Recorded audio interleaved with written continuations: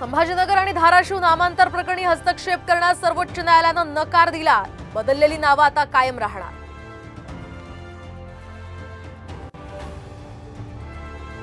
राज्य सरकारच्या महत्त्वाकांक्षी मुख्यमंत्री लाडकी बहीण योजनेला आव्हान, तर हा करदात्यांच्या पैशांचा अपव्यय असल्याचं म्हणत मुंबई हायकोर्टात जनहित याचिका दाखल।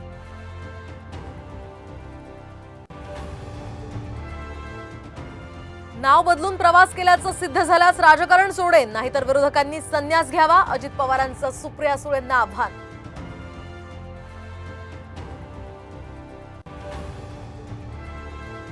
कल्याणमध्ये घाटकोपरची पुनरावृत्ती, भलं मोठं होर्डिंग कोसळलं तर एका कारचं यामध्ये नुकसान, 2 जण जखमी।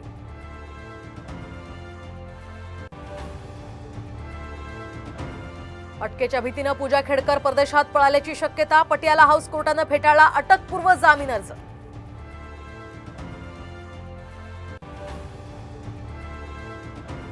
हवामान बदलाचा मुंबईला बसणार फटका, 2040 पर्यंत 10% जास्त जमीन पाण्याखाली जाण्याची भीती, बंगळुरूतल्या संस्थेचा अहवाल।